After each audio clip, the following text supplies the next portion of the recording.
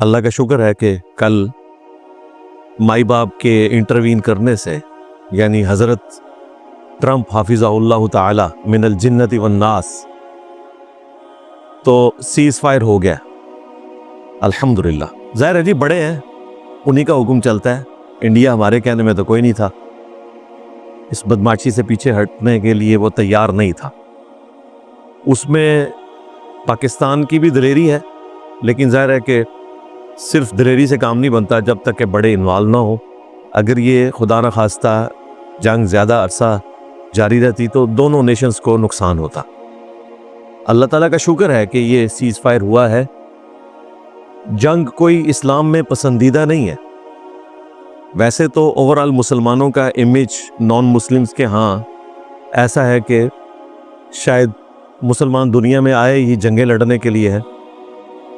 قرآن حکیم میں جہاد اور قتال کے حوالے سے جو آیات ہیں ان کا کیا کانٹیکسٹ ہے، اس کے اوپر میں پہلگام جو واقعہ ہوا تھا دہشت گردی کا، اس کے کانٹیکسٹ میں تفصیلاً گفتگو آج سے آلموسٹ 2 ہفتے پہلے کر چکا ہوں، آج اسے ریپیٹ کرنے کی ضرورت نہیں ہے۔ آج تو یوم تشکر ہے اس حوالے سے کہ الحمدللہ اللہ تعالیٰ نے اس جنگ کی مصیبت کو ٹال دیا، اور انا فتحنا لک فتحا مبینا، پاکستان کے لیے یہ ایک روشن فتح ہے اس اعتبار سے کہ پاکستان سے زیادہ ایک مضبوط ملک جس نے جان بوجھ کر ایک ایکٹیویٹی کریٹ کی، اب تو پوری دنیا کے سامنے وہ چیز آ چکی ہے۔ فالس فلیگ آپریشن تھا پہلگام کا، اس میں جو لوگ مارے گئے 26 کے قریب، وہ سب کے سب مظلومین ہیں۔ ہم ان مظلومین کے ساتھ کھڑے ہیں اور ڈنکے کی چوٹ کے اوپر اسے دہشت گردی کا واقعہ کہتے ہیں۔ خدا نہ خواستہ یہ واقعہ پاکستان نے کروایا ہوتا تو بھی یہ دہشت گردی تھا، اس میں کوئی دوسری رائے نہیں ہے، اور میرا موقف جو ہے وہ ہمارے آڈینس بخوبی جانتے ہیں اس حوالے سے۔ اس کا ڈراپ سین جو ہے وہ کل 10 مئی 2025 کو جب پاکستان نے انڈیا کی مسلسل بدماشی کے جواب میں اپنا فوجی آپریشن لانچ کیا، ان کا فوجی آپریشن تھا سندور، اور پاکستان کی طرف سے جو لانچ ہوا بنیان مرصوص کے نام سے۔ یہ قرآن حکیم کی مشہور آیت سورہ الصف سورۃ نمبر 61 کی آیت نمبر 4 ہے۔ اعوذ باللہ من الشیطان الرجیم، بسم اللہ الرحمن الرحیم، ان اللہ یحب الذین یقاتلون فی سبیلہ، بے شک اللہ تعالیٰ ان لوگوں سے محبت کرتا ہے جو اس کی راہ میں قتال کرتے ہیں، لڑتے ہیں میدان جنگ میں۔ صفاً کأنہم بنیان مرصوص، صفے باندھ کر گویا کہ وہ ایک سیسا پلائی ہوئی دیوار ہے، ایک آہنی مضبوط دیوار ہے، اس طرح میدان جنگ میں وہ اترتے ہیں۔ تو یہ بنیان مرصوص، سیسا پلائی ہوئی دیوار، آہنی دیوار، یہ جو قرآن کا ورڈ ہے اس سے اس فوجی آپریشن کا نام رکھا گیا۔ اور ہمارے استاد ڈاکٹر اسرار صاحب رحمہ اللہ تعالی اکثر فرمایا کرتے تھے، خصوصاً سورہ الصف کی تفسیر میں انہوں نے بیان قرآن میں بھی یہ بات ذکر کی کہ قتال جو ہے یہ اسلام کا سمم بونم ہے، ہائیسٹ گڈ اسلام کی فلسفی کا جو کہ ریئلٹی ہے ایک، وہ قتال ہے کہ کوئی شخص اپنے اس دین کے ساتھ اتنا مخلص ہے کہ وہ اپنی جان ہتھیلی پر رکھ کر میدان جنگ میں اتر آتا ہے۔ اس سے بڑی تو چیز کوئی نہیں ہو سکتی کہ انسان اپنی سب سے قیمتی چیز اپنے رب کے لیے قربان کرتا ہے۔ اسی لیے صحیح بخاری اور صحیح مسلم دونوں میں یہ حدیث موجود ہے، اللہ کے محبوب امام کائنات سید الاولین والآخرین شفیع المذنبین رحمت للعالمین سیدنا امام اعظم محمد رسول اللہ صلی اللہ علیہ وآلہ وسلم نے ارشاد فرمایا کہ میری خواہش ہے کہ میں اللہ کی راہ میں قتل کیا جاؤں، پھر زندہ کیا جاؤں، پھر قتل کیا جاؤں، پھر زندہ کیا جاؤں، پھر قتل کیا جاؤں، یعنی بار بار اللہ کی راہ میں شہید کیا جاؤں۔ اسی لیے صحیح بخاری اور صحیح مسلم میں ایک اور حدیث ہے کہ جو شخص ایک دفعہ جنت میں پہنچنے میں کامیاب ہو گیا تو وہ دنیا میں آنے کی تمنا کبھی نہیں کرے گا، سوائے اس شخص کے کہ جو دنیا سے شہادت کی موت مرا۔ اس کی خواہش ہوگی کہ مجھے اللہ تعالیٰ دوبارہ دنیا میں بھیجے اور میں اس کی راہ میں مارا جاؤں، کیونکہ اس کے بعد جو اللہ تعالیٰ کی طرف سے اسے انعام ملتا ہے، پروٹوکول ملتا ہے، اس کی لذت اور چاشنی ایسی ہے کہ انسان جنت میں جانے کے باوجود یہ خواہش کرے گا کہ مجھے دوبارہ دنیا میں بھیجا جائے اور میں اللہ کی راہ میں مارا جاؤں۔ لیکن ظاہر ہے یہ اس کی خواہش پوری نہیں کی جائے گی۔ یہ صرف سمجھانے کے لیے بات ہو رہی ہے کہ اللہ تعالیٰ نے شہادت کے اندر کیا لذت رکھی ہے۔ تو مسلمان تو ہوتے ہی وہ ہے جو ہر وقت اپنی جان ہتھیلی پہ رکھتا ہے اور اپنے رب کے حضور اپنی جان قربان کرنے کے لیے تیار رہے، ورنہ تو اس کا ایمان ہی مکمل نہیں۔ صحیح مسلم میں حدیث ہے کہ جس کے دل میں شہادت کی تمنا نہیں ہے وہ منافقت کی شاخ پر مرے گا، یعنی کسی درجے میں وہ منافق ہے۔ اور اگر دل میں شہادت کی تمنا ہے تو صحیح مسلم میں یہ حدیث ہے کہ اگر کوئی شخص اپنے گھر کے بستر پہ بھی مرے دل میں خواہش رکھتے ہوئے کہ میں اللہ کے حضور جب موقع آئے تو اپنی جان پیش کروں گا، تو اللہ تعالیٰ آنری طور پر اسے شہادت کے رتبے پر فائز کر دیتا ہے۔ یہ اللہ کی رحمت ہے۔ اللہ اکبر کبیرہ والحمد للہ کثیرہ وسبحان اللہ بکرۃ واصیلا۔ اسی لیے اللہ تعالیٰ نے سورۃ البقرہ میں اور سورہ آل عمران میں فرمایا کہ جو لوگ اللہ کی راہ میں مارے جائیں انہیں مردہ مت کہو، وہ زندہ ہیں لیکن تمہیں ان کی زندگی کا شعور نہیں۔ وَلَا تَقُولُوا لِمَنْ يُقْتَلُ فِي سَبِيلِ اللَّهِ أَمْوَاتٌ۔ اور سورہ آل عمران کے اندر اللہ تعالیٰ نے فرمایا کہ اللہ تعالیٰ انہیں رزق بھی دیتا ہے۔ اب ظاہر ہے وہ اس زندگی کے ساتھ تو تعلق نہیں رکھتی چیز، اور نہ رزق اس دنیا والا ہے، وہ آخرت کی زندگی ہے۔ دنیا سے وہ چلے گئے، اللہ کے حضور زندہ ہے۔ اس کا رزلٹ بعض لوگ نکال لیتے ہیں کہ جی اولیاء زندہ ہیں تو جا کے ان کی قبروں پہ مانگنا شروع کرتے ہیں۔ اللہ کے حضور زندہ ہے۔ اگر وہ اس دنیا کی زندگی کے ساتھ زندہ ہوتے تو ان کے مرنے کے بعد اور شہداء کی شہادت کے بعد ان کی بیویوں کو دوسرا نکاح کرنے کی اجازت نہ ہوتی۔ وہ آخرت کی زندگی میں زندہ ہے۔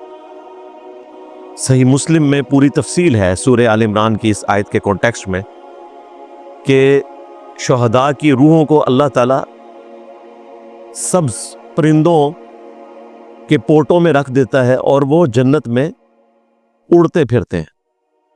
بلکہ سورہ آل عمران میں بھی اور اس حدیث کے اندر بھی آیا کہ وہ خوش ہوتے ہیں ان نعمتوں میں جو اللہ نے ان کو دی، اور اس بات کی تمنا رکھتے ہیں کہ جو دنیا میں ہمارے بھائی ہیں وہ بھی ہم تک پہنچ جائیں، اور ان کے لیے بھی وہ خوش ہوتے ہیں اس لیے کہ انہوں نے تو وہ جنت دیکھ لی ہے، تو وہ خوش ہوتے ہیں کہ ہمارے جو بھائی ابھی دنیا میں ہیں، جو غیب پر ایمان رکھنے والے ہیں، وہ بھی صحیح راستے کے اوپر ہیں، تو ان کے حق میں وہ وہاں پر بھی خوش ہوتے ہیں کہ جو راستہ ہم نے اختیار کیا تھا اسی راستے پہ ہمارے بھائی دنیا میں چل رہے ہیں، اور وہ بھی انشاءاللہ تعالی اللہ کی رحمت کا مقام جنت حاصل کر لیں گے۔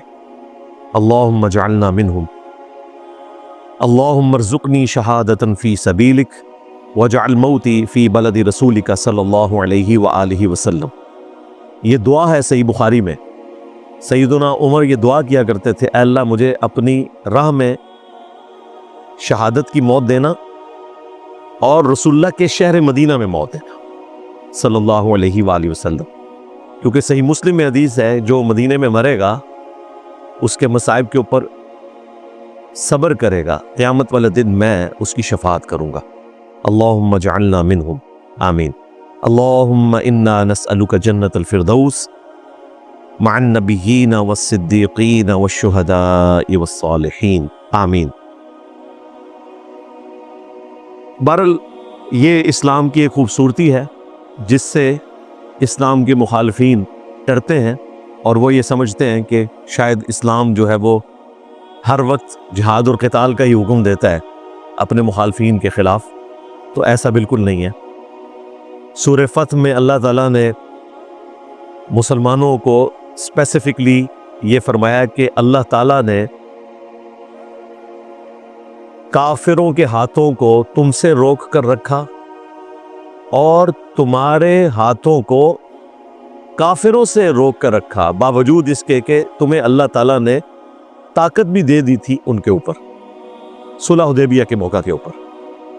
تو اللہ تعالیٰ کو جنگ کو پسند نہیں فرماتا، لیکن جس طرح ایک شخص جب تکلیف میں ہوتا ہے تو ایز اے لاسٹ ریزارٹ اس کا آپریشن کرنا پڑتا ہے اور اس کے لیے ظاہر ہے کٹ بھی لگانا پڑتا ہے، آپ انستھیزیا بھی دے دیں تب بھی بعد میں اس زخم کی کیورنگ کے دوران جو تکلیف کاٹنی پڑتی ہے ایک مریض کو وہ کاٹنی پڑے گی، لیکن اس کے بعد ایک لمبی آسائش آ جاتی ہے۔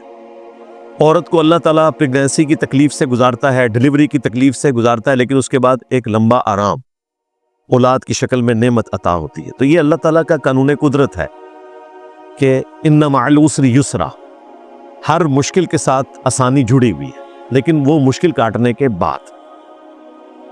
صحیح بخاری اور صحیح مسلم دونوں میں حدیث موجود ہے کہ اللہ کے محبوب صلی اللہ علیہ وآلہ وسلم نے فرمایا کہ کبھی بھی کافروں کے خلاف جنگ کے لیے خود سے دل میں تمنا نہ رکھو کہ لازماً کوئی جنگ ہو جائے، بلکہ اللہ سے عافیت کا سوال کرو کہ جنگ ٹل ہی جائے، لیکن ایز اے لاسٹ ریزارٹ اگر جنگ کرنی پڑ جائے تو پھر ثابت قدم رہو اور یاد رکھو جنت تلواروں کے سائے کے نیچے ہے۔ ظاہر ہے اس زمانے میں تلواریں تھی، آج آپ اسے بندوق کہہ سکتے ہیں، اور اسی طریقے سے جو بھی لیٹسٹ اسلحہ ہے، لیکن یہ اسلام کے اندر ہمیں حکم دیا گیا کہ آپ نے جنگ کو آخری درجے میں اوائڈ کرنا ہے، یہ ایز اے لاسٹ ریزارٹ ہے۔ ہم نہیں چاہتے کہ انڈیا دنیا سے ختم ہو جائے یا انڈیا میں رہنے والے 1.5 ارب انسان دنیا سے ختم ہو جائے۔ ہم کہتے ہیں انڈیا بھی زندہ باد، وہاں پر رہنے والے بھی زندہ باد، پاکستان بھی زندہ باد، پاکستان میں رہنے والے بھی زندہ باد۔ مرد آباد اصل میں وہ لوگ ہیں جو امن کے ساتھ ہیومینٹی کو رہنے نہیں دیتے۔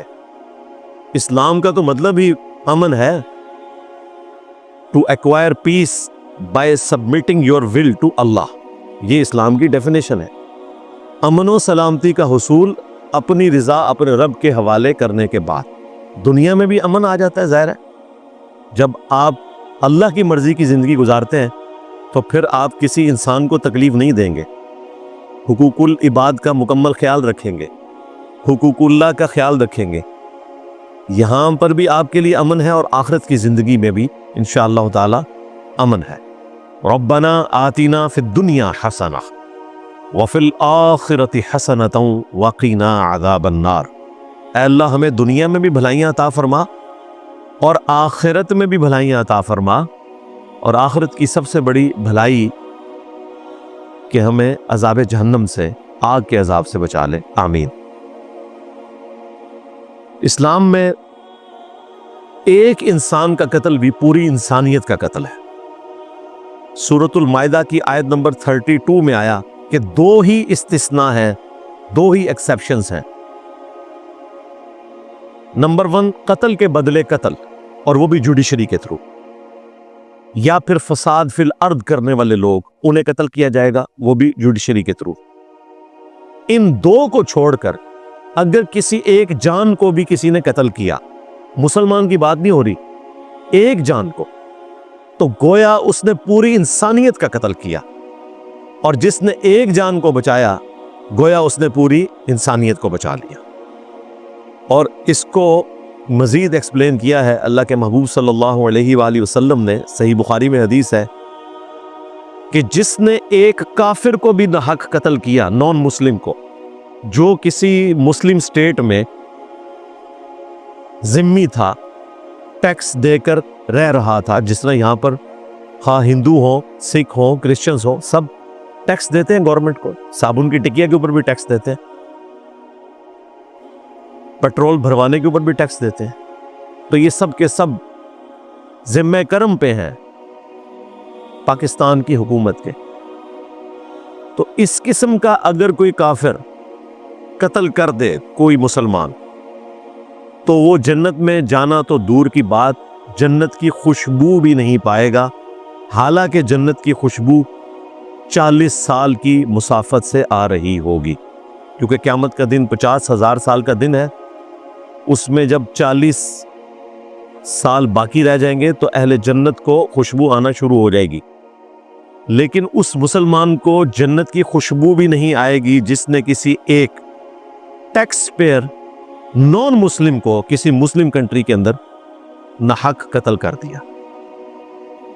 تو یہ بڑا سینسٹیو معاملہ ہے. لوگ تو اسے مذاق سمجھتے ہیں اور وہ حکومتوں کی غلط پالیسیز کا بدلہ جو ہے وہ عوام الناس سے اتارتے ہیں.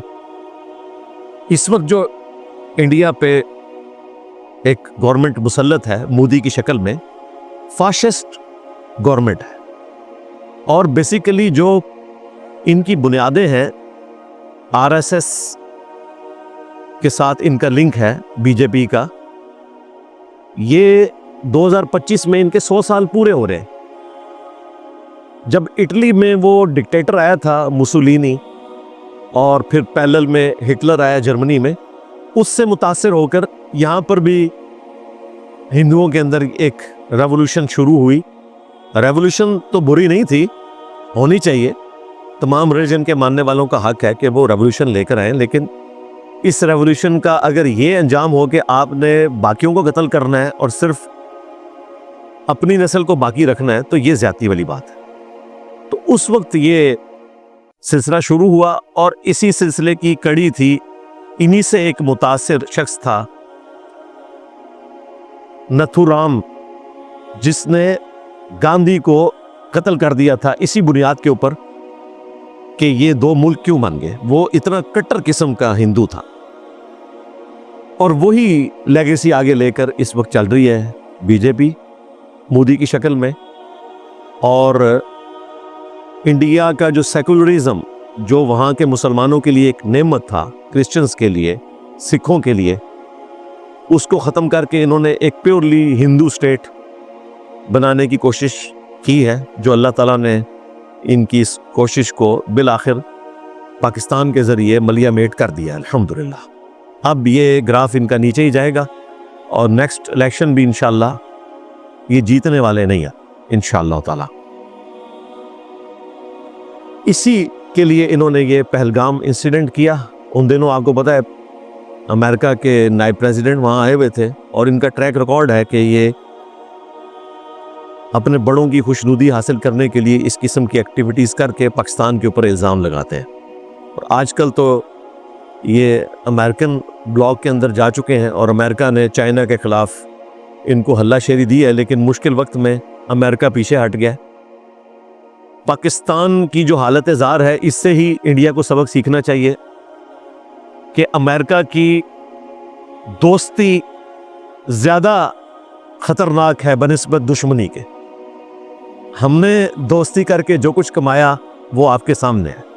تو ٹھیک ہے, اگر آپ کی قسمت میں بھی اب تباہی لکھی ہوئی ہے اور آپ بھی اسی راستے پہ چل کے اس تباہی تک پہنچنا چاہتے ہیں تو ضرور پہنچیں. ہمیں تو اس تباہی کاٹنے کے بعد عقل آ گئی ہے, اور FATF کی شکل میں جو ہم پر تلوار مسلط ہوئی, اس کے بعد سے پاکستان نے تو اپنا قبلہ درست کر لیا الحمدللہ.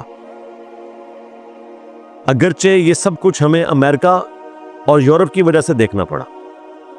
ہمارے جو اس وقت کے ڈیفنس منسٹر ہیں خواجہ آصف صاحب, وہ ہر فورم کے اوپر امریکہ کا اور یورپ کا نام لیتے ہیں کہ یہ ان کا گند ہے جو ہم سمیٹتے رہے, ان کے کہنے کے اوپر ہم یہ سب کچھ کرتے رہے اور آج ہمارے گلے پڑا. یہ بالکل ٹھیک کہہ رہے ہیں. آج جو دنیا میں بڑے چیمپئنز ہیں اور ہمیں امن کا درس دیتے ہیں اور ہمیں وہ انڈکلیئرڈ ایک ایکسس آف ایول مانتے ہیں, تو انہیں دیکھنا چاہیے کہ یہ سب کچھ ہمیں آپ کی وجہ سے دیکھنا پڑا. پاکستان میں اگر سنی شیعہ فساد ہوا ہے تو امریکہ اور یورپ کی وجہ سے. پاکستان اس وقت جو ٹی ٹی پی کی شکل میں عذاب بھگت رہا ہے, اس کی روٹس بھی وہاں تک جاتی ہے. اور ظاہر ہے کہ جب اس طرح کا ماحول بنتا ہے تو پھر غلط پالیسیز بھی بن جاتی ہیں. پاکستان جو کچھ کشمیر میں کرتا رہا تو وہ اسی کا آف شور تھا, لیکن اب پاکستان اللہ کا شکر ہے پچھلے کئی سالوں سے اس سے توبہ کر چکا ہے. انڈیا نے پہلگام انسیڈنٹ جو ایک فالس فلیگ تھا, اس کی بنیاد کے اوپر 6 اور 7 مئی کی درمیانی رات کو جن ٹارگٹس کو ہٹ کیا, جن مساجد کو, مجھے یہ کہنے میں کوئی آر نہیں کہ یہ مساجد کسی زمانے میں کئی سال پہلے جس سے پاکستان توبہ کر چکا ہے, دہشت گردوں کے کیمپس رہے ہیں, یہ سب کو پتا ہے. پاکستان خود بھی مانتا ہے, انکار نہیں کرتا.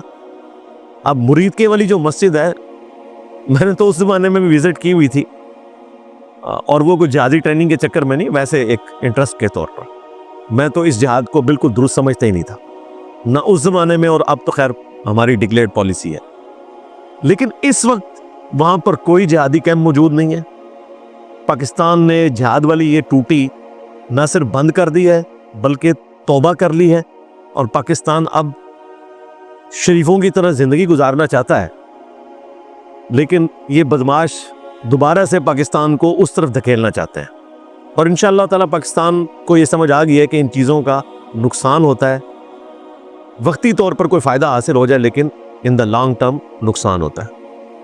ان کو پتا تھا کہ یہ جگہ اٹیک ہو سکتی ہیں, اس لیے پاکستان نے 1-2 دن پہلے جو نیوٹرل صحافی تھے ان کو باقاعدہ وہ جگہ وزٹ کروائی ہیں کہ آپ دیکھیں یہاں پر کوئی جہادی ٹریننگ ہو رہی ہے, کوئی نظر آ رہی ہے آپ کو چیز, کیونکہ پاکستان کو پتا تھا کہ انہوں نے اس کے بعد اٹیک انہی جگہوں پہ کرنا ہے. تو وہ مسجدیں تھیں شہید کر دی, وہ دوبارہ بن جائیں گی, لیکن اس کی وجہ سے انڈیا نے پاکستان کے مسلمانوں کے دل تو زخمی کیے. انڈیا میں رہنے والے مسلمان بھی اس کی وجہ سے تکلیف کا شکار ہیں کہ مسجدوں کو کیوں اٹیک کیا گیا.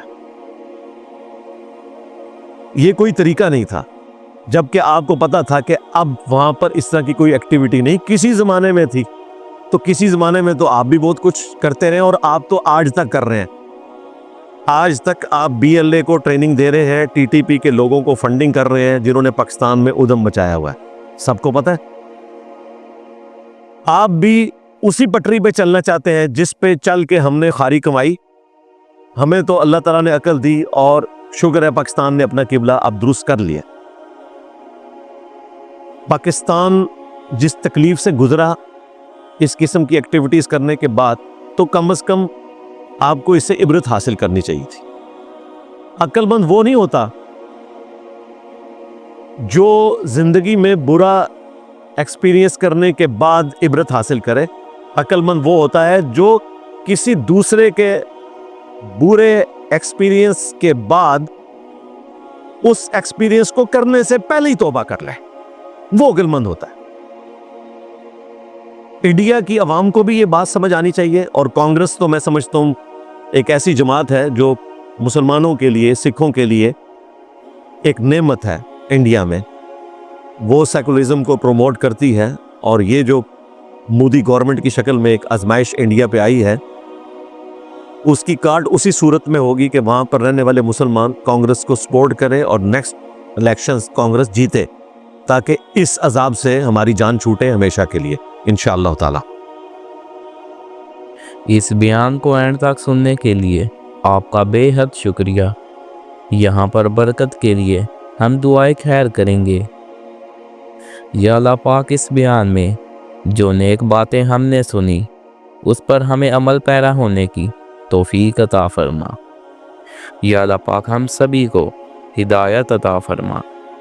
یا اللہ پاک ہمیں اپنے اور اپنے حبیب کی سچی محبت و اطاعت نصیب فرما۔